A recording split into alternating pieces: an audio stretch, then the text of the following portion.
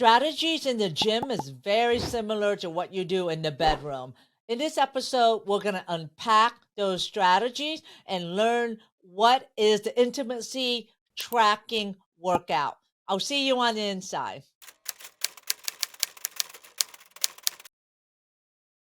Well, hello there. I'm here today with Carl Berryman. He's a personal trainer, and he's going to show us how the principle in the gym can be applied to your life and for your sexual health. So I'm so glad you're here, Carl. How are you?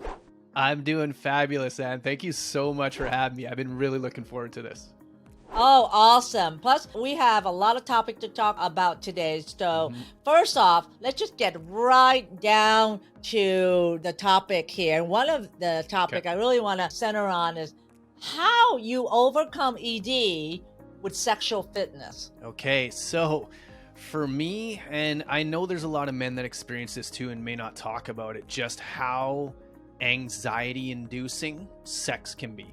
Like specifically with a long-term partner, because that was a situation I've been in so many times where if I go back over all of my relationships, yeah, they start off on fire and I'm good to go anywhere, anytime, how many ever times a week, and I just take control. And then sure enough, months go on, years go on, and all of a sudden it's like, oh, Carl, you know what? It's date night. You have to have sex this night because it's been 2 weeks. And then something comes up. I put so much pressure on myself. And then sure enough, it doesn't happen. And that just, it's like putting on weight, right? Like you skip the gym a few times and it's not that big a deal, but then it ends up being months since you've been to the gym. And that's what it was like for the bedroom.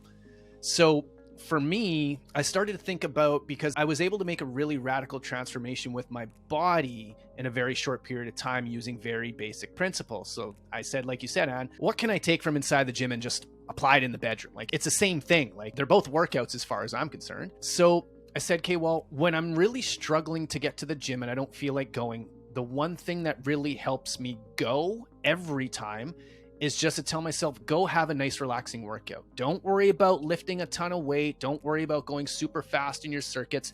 Just go to the gym and have a nice, easy workout. So I'm like, okay, well, what if I did the same thing in the bedroom? What if rather than going to bed with my partner, Jenny Lee, and being like, Carl, you have to make sure you get her off twice. Like she has to get off, and making all the focus. That was putting way too much weight on the bar for me. So I said, you know what, Carl, just don't even worry about that right now. Let's just get to the bedroom and cuddle. Can you rub her legs? Can you hold her and have her head on her chest? Can you rub her back? Can you play with her hair? Can you do those things? Yes, those didn't produce anxiety. So I do that. And then sure enough, just like in the gym, every single time I tell myself I'm going to have a nice relaxing workout, it ends up being anything but, because I get really in the mood. I'm like, hey, this is awesome. I'm ready to go. Same thing with sex. Whereas I start off nice and easy. It's like, hey, now I'm ready. I'm ready to go. So it ends up being way better just as a result of removing those expectations or lowering the bar for myself. So that is probably the thing that helped the most. Wonderful. I like that. So don't set so high expectation, and just kind of start a small goal and then just work your way into it. It's kind of like what you say when you do progressive sets in the gym, right? Yes. Yeah. Exactly. So a lot of men understand what's like going to the gym. Describe to me the progressive sets and how you can kind of carry that over to the bedroom. Okay, so what you're referring to is probably one of the most foundational principles in the gym, called progressive overload, where you have to be taxing your muscles more each and every workout. So one day you go and you're doing your bench press, you're doing 135 pounds. Okay, well, next time you go to the gym, let's try 145. Let's try to put 10 more pounds on there. And over time, you get better and better and better. Well, same thing within the bedroom. What I would do is, okay, Carl, let's start off with just a really nice cuddle session today. Okay, so we did a cuddle session last time. Awesome. Check that off. Now, what about the next time? Okay, well, can we add a little bit of a makeout session for this one? Yeah, we can, just teeny tiny. Okay, we'll do that. Okay, the next time around, can you add a little bit more playfulness in there too, and do some things that are going to be, you know what? They might make you a bit nervous, but they're going to make the experience a lot better. So just constantly thinking about how you can step up the game there, but not only from a standpoint of physical, because one of the things that I think is very, very overlooked that I'm very grateful for with my partner is the communication that we would have after our physical intimate session. So one of the questions that really, really helped was, which part did you like the best? Which part did you like the best? Because you're starting off with something good there. It's like being in the gym and you find something that works for you. Okay, I love this exercise. This exercise feels really good for my legs. I want to do more of that. Well, which exercise, quote unquote, worked really good in the bedroom for you? And then you want to do more of that. Not too much because it gets overplayed and we want to switch things up, just like in the gym too, where you can't do the same thing over and over again. But that one question alone, which part did you like the best? Because that opens up conversation. And I started learning more, not just about how I can please my partner, but she would ask the question so that she knew how to please me more. So now we're learning from each other, and just that progressive overload gets better and better and better, because if we're asking that question every single time, we're going to have different answers every single time. So as partners, we grew very well together that way. And what question is that particularly? Which part did you like the best? Which part did you like the best? Yeah. One of the things that once your communication gets to a certain point as well, the opposite of that question comes in. As long as you have the trust in your relationship to ask this question, is like, which part did you not like so much? Or what can I do less of? And then if the person's comfortable enough and it's a safe space, then they can share that as well. Because you want to know what you're doing wrong. Like, I don't want to be in the bedroom thinking, oh man, I'm doing this awesome right now. Meanwhile, she's thinking, Kay, you need to stop that because that doesn't feel good. But we won't know unless we're told that, because guys, we're clueless in bed for the most part. We're clueless. We need direction, but that direction is on us. We need to ask those questions to get that direction, because trust me, if your partner understands that your goal in the conversation and in the bedroom is to have a better experience and have her have a better experience, she's going to be more than willing to share what works, as long as you ask the right way. Absolutely. Ask the question, what did you like and how it worked? And that is so true. So what I find working with the men is that communication with their partner is that the more frequent you do it with your partner, the more your body and your mind actually synchronize. Yeah, absolutely. And tell you the story of a patient I saw actually this week. He came to see me like maybe 3 weeks ago, and he was young. He was like 40, and he works for the government, very fit, but was having ED for like a year. And he felt that he was failing his wife, but you know, he's that alpha male, right? Felt like he was failing his wife, and really was like he need to get it back again. So we did a treatment on him with Botox and platelet-rich plasma stem cell and the shock wave. Literally within 5 days, he was able to perform with his wife. He said he get the best erections he's had since he was 25, and That's awesome. She actually orgasmed 3 times, which is the first time that's ever happened in like years. So to be able to get his erection back, to what's happened is that it's not just about the sex, it's that his wife now has such a great time. She now wanting it more often. So before, they were lucky if they even do it once a month. Now they have date night. This just happened 3 weeks ago. Now they have date night. Now they're doing it like 3 times a week. Before, it was excuses of kids. I mean, they have 4 kids. They're like, wow. Yeah. Now they're like, well, we'll just sneak away to a hotel, or we'll just find time. It was a mutual thing where they made it a priority in their life. But a point I'm always trying to say is that if your partner is not having fun, then who wants to keep doing it, right? If you guys get together and only one partner is having fun, that's not fun, right? That's not fun. No, that's not fun at all. You bring up such a great point there, Ann, too, because like so many clients, my personal training clients will ask, okay, well, what's the best workout for me? I'm like, well, what do you enjoy doing? Because if you can find what you enjoy, then going to the gym isn't such a hassle. So same thing with the bedroom. Like, what do you enjoy doing? Because it can become very mechanical, where you start with this, round 2 is this, and it's just the same thing over and over again. Well, no, you have to talk to each other about, okay, what do you like and what can make this fun? Like, fun is a huge aspect of it. Absolutely. On that same topic, now what I face a challenge men that I work with is that you are what you eat, right? And your sex life is what you eat, really, because the penis has 40 times more blood flow in it when it's erect. So that means it's very sensitive to what's flowing in your blood. What's flowing in your blood? The food that you eat, right? The drugs that you take, all the medication you take, that's what's in your blood. So the penis is 40 times more compared to the heart, compared to the liver, the kidneys. So having said that, it absorbs all the toxic stuff that you eat more than any other organ. Right. And what I find is that it's always been a challenge for them to eat more healthy, even a Yeah. Mediterranean Yep. diet, even exercising. It doesn't have to be the gym, but just exercising about 30 minutes 3 times a week or 4 times a week. What strategy to that way? I like the way how you said to make it fun, to make it interesting, but yet not so overwhelming Mhm. for them to be motivated to stick to a healthy diet. It's interesting. Somebody asked me this question on their podcast earlier this week, and we can think about, okay, which diet's going to be best for me, and maybe I shouldn't buy this stuff, and you know what, willpower, motivation, but we need to ignore all of that because it doesn't work. Like, I've been in this industry for 12 years, and it's anytime I'm with a client, back in the day, it'd be like, okay, we're great while we're training together, and then as soon as our program is done, I see them 6 months later, and it's like we never worked out because they didn't follow certain principles. So for me, and this goes in the gym, this goes with anywhere in life, much more important than what you do is who you do it with. So if you want to get in better shape, you need to be around other people who the behavior you want to adopt is the normal behavior. And this is something that James Clear in his book Atomic Habits talks about a lot, that if you're looking to get in better shape, get around dudes who are in good shape. If you're looking to eat healthier, get around other guys who that is what they do.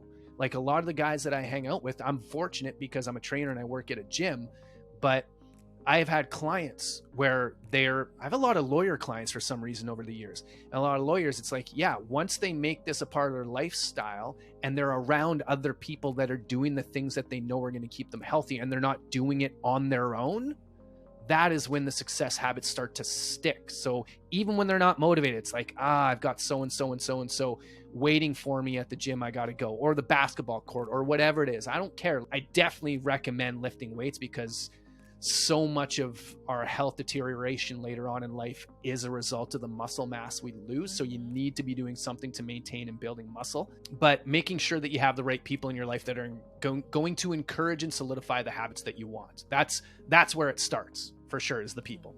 So hanging around people that have the same thought as you or the same goal as you, that keep you motivated. That's why runners, hang around runners, right? Exactly. They run together.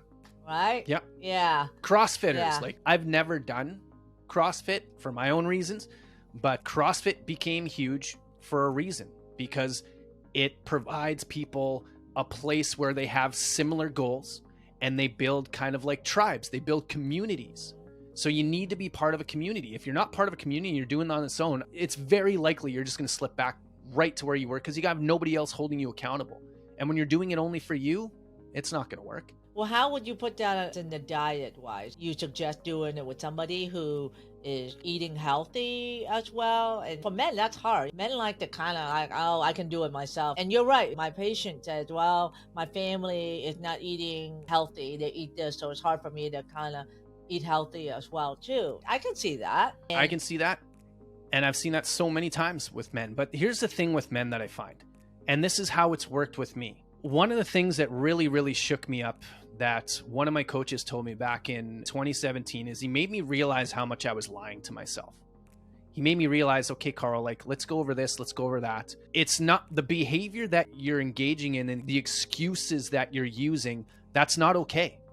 We have to accept that that's not okay. We have to be like real with the facts of what things are costing us.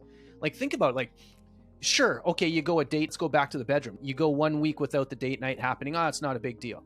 You go 2 weeks, 3 weeks. You know what? It's busy with work. She understands. No, that's not okay. That's not okay. The more you continue to lower the bar, the more that's going to become your norm. So same thing with eating. Like, the only reason, not the only reason, but one of the main reasons we continue to eat foods that are not sustaining a healthy lifestyle and a healthy body is because we've made it okay.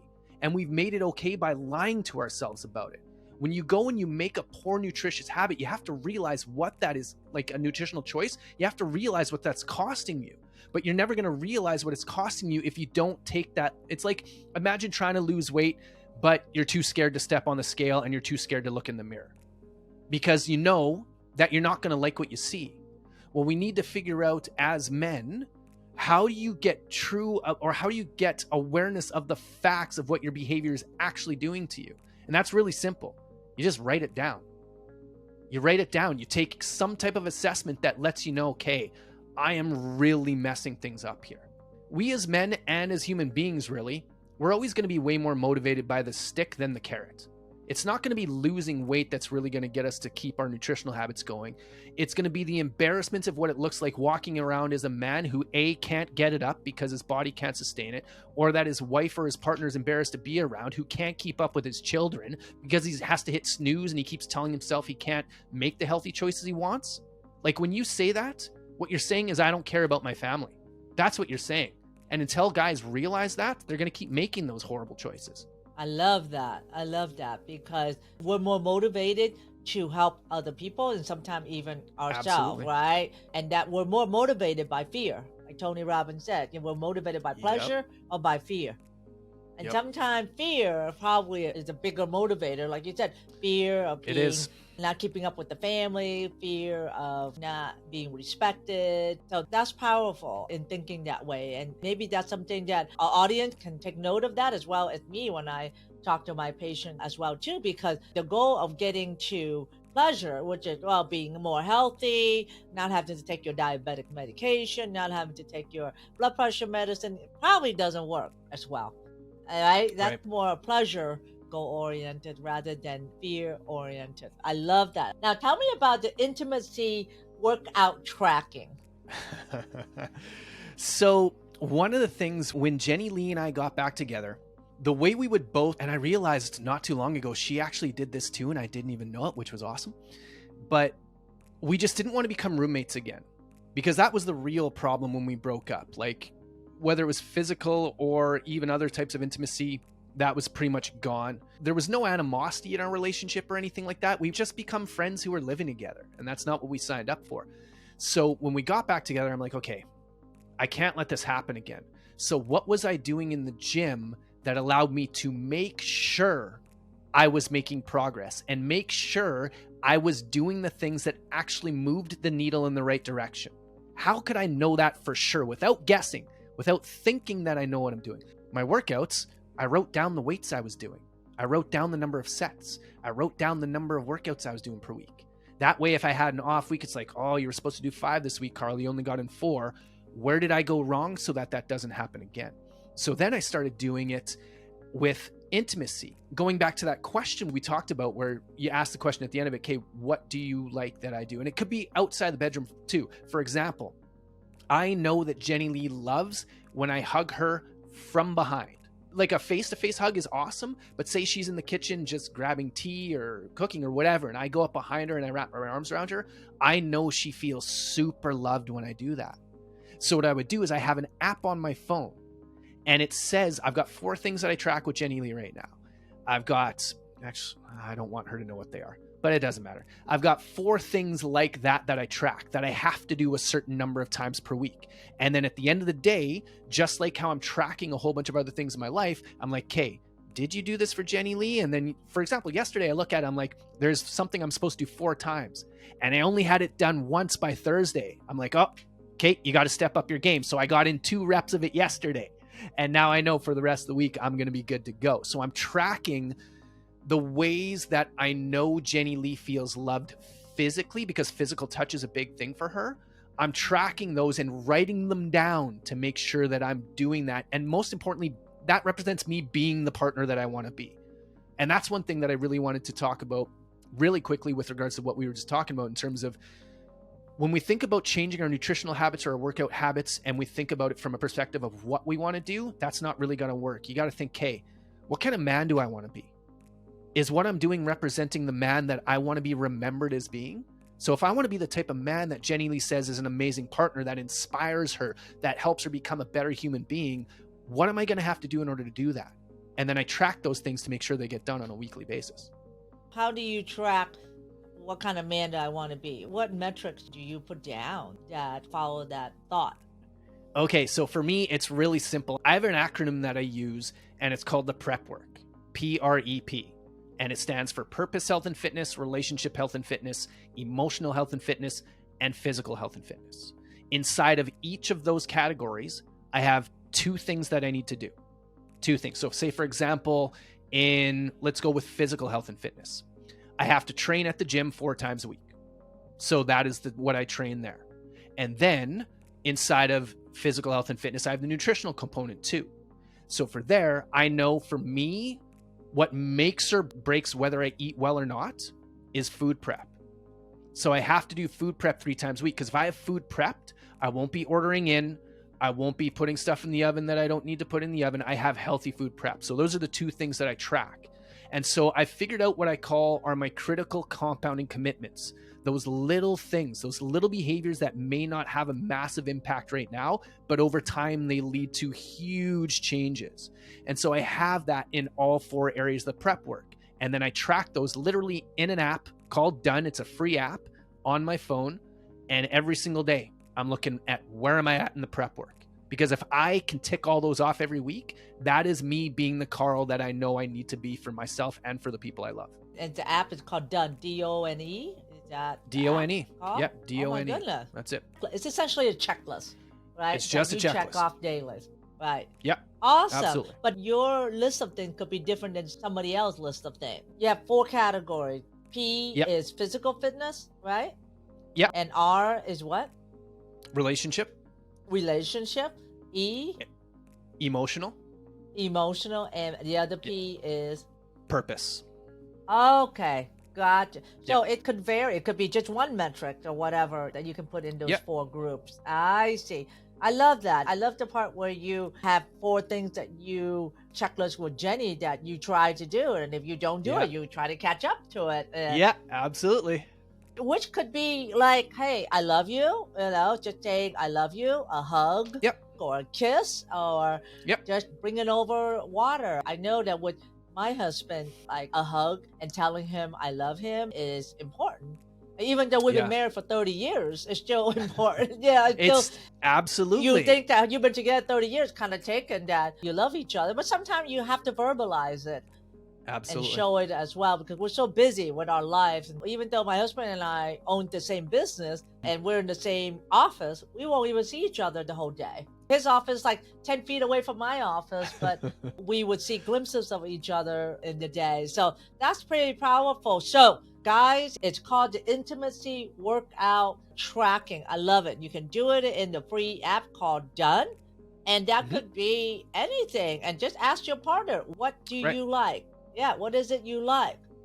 And does what she like? And that's it, your checklist. It's not rocket science.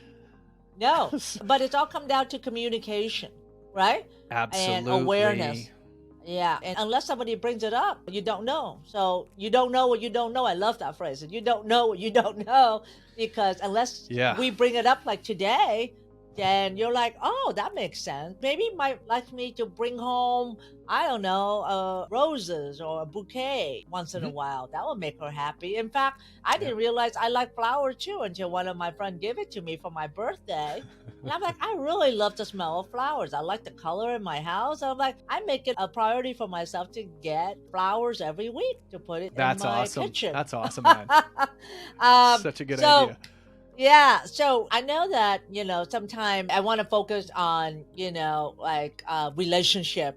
And I want to ask you this question. Why breaking up with your partner made you a better partner? Really long story short, and then I'll elaborate, is I had to learn how to love myself. And we talked about this a little bit, how when we split up, one of the things I said to myself that was a hardcore eye-opener is Jenny Lee and I split up, and I said, I have no idea how I'm going to live without her. And to me, that's an absolutely disgusting state of mind, because what that tells me is, number one, I'm not enough, and B, I need somebody else to make me happy. And if, man or woman, you're coming into a relationship with expecting the other person to make you happy and making them responsible for your happiness, you've already lost. You've already lost, because the second they do something that cracks that or they walk away, you're screwed. So I didn't ever want to be in that position again. So I started thinking about, okay, how can I love myself more? And then it was a really easy answer. Okay, how did I love Jenny Lee when I was being my best? What did I do for her? And I just started doing it for myself. So I literally started making myself amazing dinners. I started dating myself, literally. But then I started making sure that I'm working on myself as much as possible. So if you want a good relationship, the first relationship you need to work on is the relationship you have with yourself. This is my experience anyways. So what does that look like? Okay, well, a good relationship means you're open and honest with each other. So I needed to start getting open and honest with myself. And the way that I did that was through journaling. I would journal every single morning during my morning routine. And I had specific questions I would ask myself, and I just answered them so I could get to know me better. Whether that was around my fears, whether that was around my desires, I just got to know me better. What makes Carl happy? What can you do to make Carl happy today? And I started focusing on that so much to the point where when the 3 months was up and Jenny Lee and I reconnected to see if we were going to get back together again, I didn't know if I wanted to because I was so happy by myself. But I knew the reason we did get back together was because we both knew that as happy as we were by ourselves, because she was doing a great job on her own as well, we knew that there were certain things that we couldn't experience like solo. The thing I love most about Jenny Lee is she really enhances the good things in my life and makes them better. She challenges me. So she helps me become a better version of myself, I should say. She doesn't make me. She just supports me in that. And, well, I know I do the same thing for her. But it all started with me really repairing and building the relationship I had with myself. How do you get attuned to your emotion? Because I find that men, since you're young, don't show your emotion. You look weak. Yep. You're supposed to be tough and take it and don't complain. And I see that in my husband as well too, because sometimes he just doesn't show his emotion. All of a sudden the dam opens and it bursts. How do you stay attuned to that? Because it's hard. You're taught not to show it. Absolutely, we're taught not to show it. One of the things I always tell my clients too, if I have somebody that's coming to me and saying it's so hard to lose weight, I tell them, listen, it's not hard. It's actually really simple. It just takes time. It just takes time. If you forget about having to lose 20 pounds in the next 30 days or even 6 months, if you can take off 20 pounds in like the next 2 years, because you didn't put it on in 2 years or you didn't put it on in 60 days, take it off the same amount of time. But with regards to getting in touch with your emotions, what really worked for me is, again, taking a principle from inside the gym. I always tell my clients, okay, I ask them before we start off, what level workout do you want to have today? Do you want to have a level 1, a level 2, or level 3? So I know how much to push them. A level 1 is they're like, Kate, I need to take it nice and easy today for whatever reason. They're like, you know what? I'm feeling pretty good. We'll go with 2, but we won't go crazy. And if they're like, you know what, Carl, I need a good one today. Let's do a level 3. I'm like, okay, now I know how much to push you. With regards to learning how to express and get in touch with your emotions as a man, I would say level 1 would be writing stuff down on paper. Literally just pull up a journal and just start writing out anything. Just start writing, because some stuff will come out. It absolutely will come out. Like, you'll start getting your emotions down on paper. You don't have to show it to anybody ever, so there's no pressure there. You don't have to figure out, how do I say this, because it's just you. So just start with you. Level 2 would be start having conversations with other men, because you would be so surprised. For example, yesterday I went out for beers with an old client of mine who's going to be a client of mine again. We went out for beers yesterday, and I just realized, like, man, this guy and I have a lot in common emotionally, because we were talking about depression. We were talking about past experiences. And as soon as you realize, like, holy cow, I'm not the only guy who struggles with this. I'm not the only guy who suffers with this. Now all of a sudden becomes a lot easier to acknowledge those emotions and start expressing them. So that would be kind of like your level 2. But backing up, kind of a mid-level, one thing that really, really helped me too was therapy. So actually going to a therapist. I have a life coach that I see. I saw her for years and then stopped seeing her, and I started seeing her a couple months ago again. Not because anything was going super wrong, but because there was a little thing that happened and I could see myself maybe starting to go down a dark road. I'm like, I'm not going to wait until things get really bad to start seeing her. I'm going to start seeing her now, so I don't have to worry about that. So journaling, therapy, and talking with other men. You get those 3 done, you'll really start to become aware of and be able to express your emotions better. All right. That is very, very good advice there. Sometimes journaling the best thing, because you get aware how you're feeling, and as you're journaling. I actually started doing some of that, just free writing first thing in the morning. I do for about 5 minutes, and it's kind of like getting stuff out of your head, so that way it doesn't get bottled down. One of my mentors says, write things down that you're thinking that you're going to do from your head down to paper. Is going to lighten up the load in your head the whole day, and you'll be so surprised you accomplish all those stuff if you write it down. It's absolutely amazing how much of a stress relief it is when you take those things from your mind and put them on paper, because you stop thinking about them because they're right there. You don't need to think about them. That is I totally agree with that, Ann.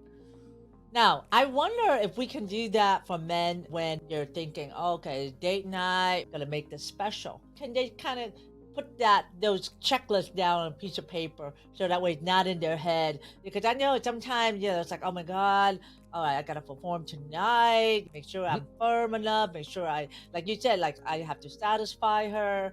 I wonder if it's just like a checklist that you unload from your head, just put it on paper and just go with the flow.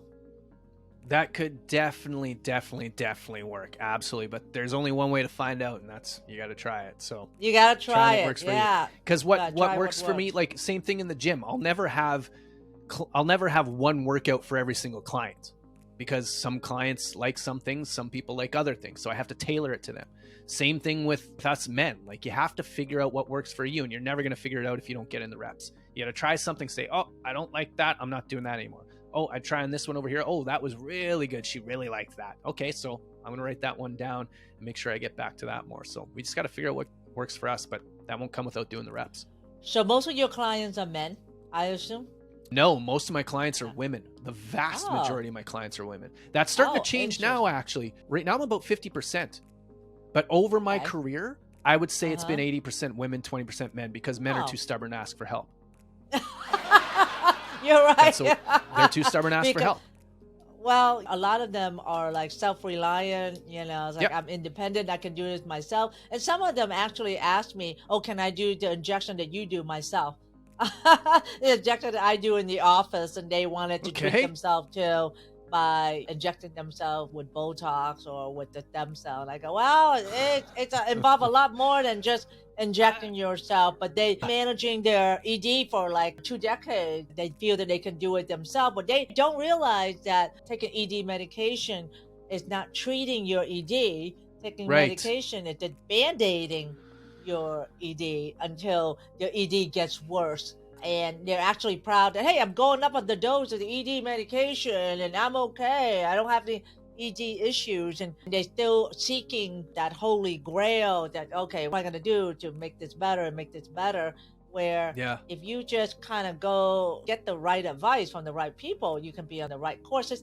I guess it's kind of like, it's amazing because I've had several of my patients say, well, can I just get this machine and do it at home myself? I know the feeling, Ann. It's the same thing with personal training clients.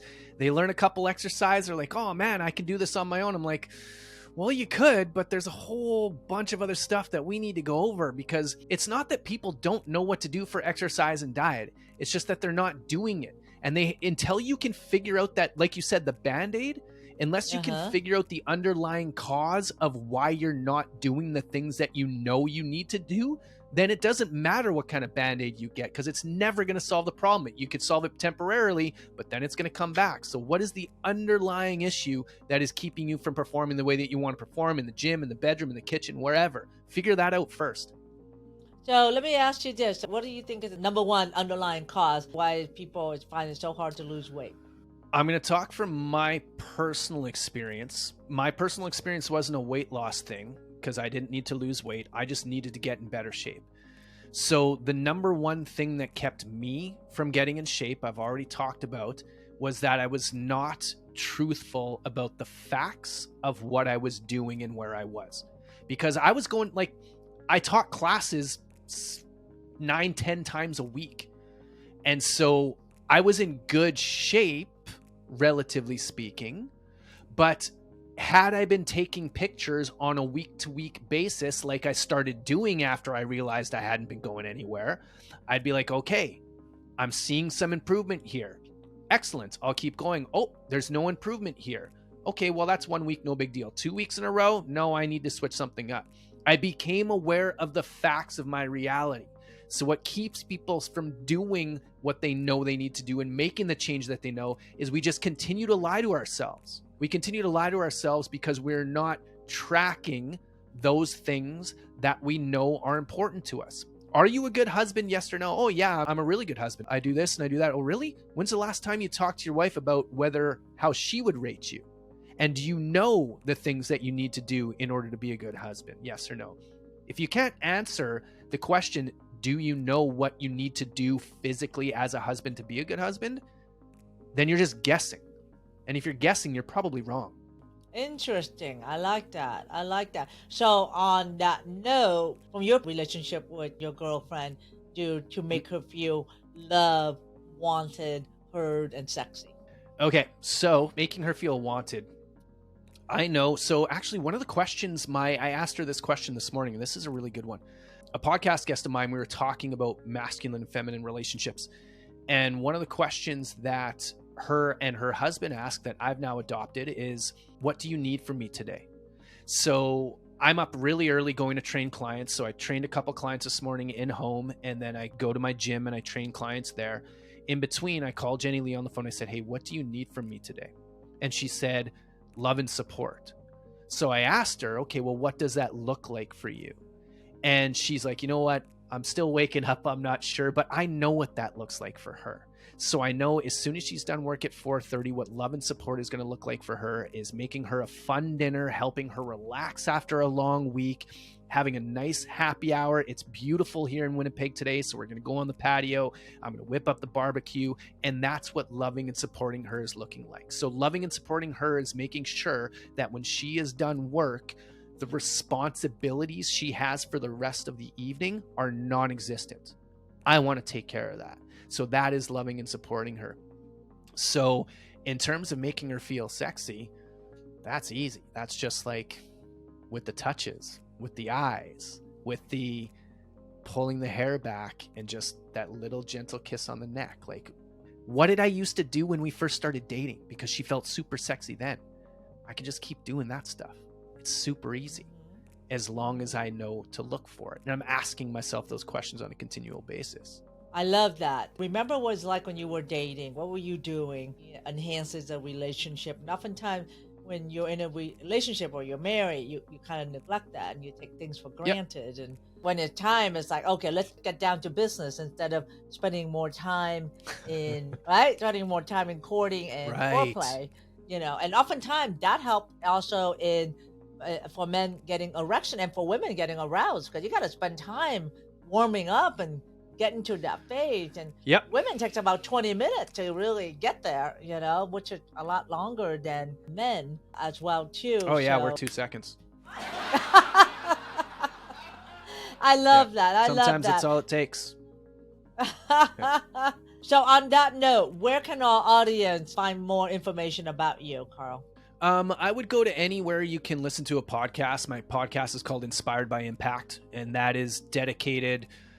There's a lot of women that listen to it as well, but it's dedicated to men. And we do talk about a lot of relationship stuff in there. We talk a lot about mental and emotional health, physical health, of course. And we talk about like finding and fulfilling your purpose. So the podcast Inspired by Impact would be good.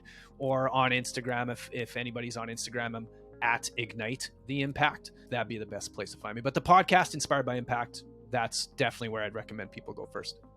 Right. I actually checked out an episode. It was actually quite well. And I think I'm going to be on your podcast. Yes. I think we schedule something. That. Make sure we get that, take care of that. Yeah. Yeah. That I'm excited about. Yes, that's right. Yeah. So thank you for being here today and learning from you. And I love the intimacy workout tracking. That may be something I'm gonna start doing. I have to say I'm not doing that. That's awesome, man. Your husband will thank you for it. That's amazing. Good for you. Well, I'm gonna ask him. This has been amazing. I really appreciate it. Yeah, I'm gonna ask him to do that for me as well too. And it's on a free app. Of course. You know? There you go. Of course. There you go. Yeah, I love that. So takeaway point today is start tracking your intimacy workout the same way you track your gym workout, and you will see progress. All right, having said that, thank you guys. We'll see you in the next episode. Hello there. Want an amazing sex life? This free gift is going to give you more sex by helping you get harder and lasting longer. Let's talk about the most sensitive subject, the effect that aging has on your sex life. If you're over 40, there's about 67% chance that you have to deal with one or more of these issues. You sometimes go soft in the middle of sex. You sometimes have trouble lasting long enough to climax. Your erection just doesn't feel as hard as it used to be. and your penis is not as sensitive as it used to be, you cannot reach orgasm or ejaculate, you sometimes have trouble getting an erection, these things lead to frustration and embarrassment when you cannot please your partner. My name is Dr. Ann Truong, and I've been treating men for issues like this for over 25 years. As a board-certified medical doctor who specializes in men's health, I helped over 7,000 men reverse the effect of ED. As a way to introduce you to the ED treatment that I offer, I want to give you the most incredible free gift ever. But don't let the fact that it's free gift fool you. This powerful gift will help you get harder and stay and last longer, and may just revolutionize your sex life, making sex more exciting, more thrilling, and an amazing experience again. How is that? So here's what you're going to get in this most incredible free gift. Number one, a good morning wood smoothie recipe. This is my specially formulated antioxidant recipe that will help you get harder and stay and stimulating more blood flow. It is formulated to increase your nitrous oxide level, which is one of the biggest keys to making you harder and firmer more often, and will also help you last longer. It is filled with lots of greens that create more nitrous oxide in your blood. This smoothie will give you that morning wood effect and will also make you harder on demand when you need it most. And you'll see the effect in about several weeks. Number two, nitrous oxide testing strip. You will also get 2 of these strips, which you will use along with simple instruction to test your nitrous oxide level in your saliva. Nitrous oxide is a gas in your body and is required for good blood flow to the organ. The strip can determine if your nitrous oxide are deficient, which can help us advise you on the best way to reverse your ED. Even more important, since ED is an early warning sign of problems with circulation and heart health, this can also be a great way to prevent heart-related problems such as strokes and heart attack. Number 3, and the best part of all, a 30-day free trial access to the Modern Man Club.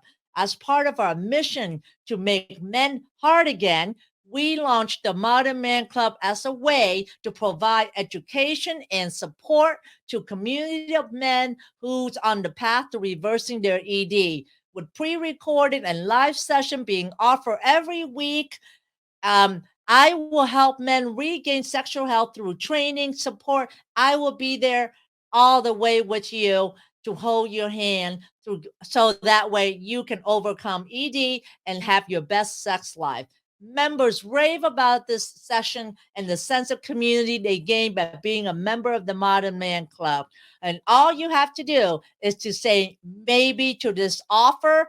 And once you say maybe, you will be on your way to a more fulfilling and exciting sex life. So all you have to do is fill down the form below, and then I will see you on the inside. Thanks for listening to the Sexual Health for Men podcast. If you love this episode, then please take a screenshot on your phone and post it on Facebook, Instagram, or wherever you post. And be sure to tag me and let me know why you like this episode and what you like to hear in the future. That will help me know what's great for you, and I would love to give you the most incredible free gift designed to help you improve performance quickly.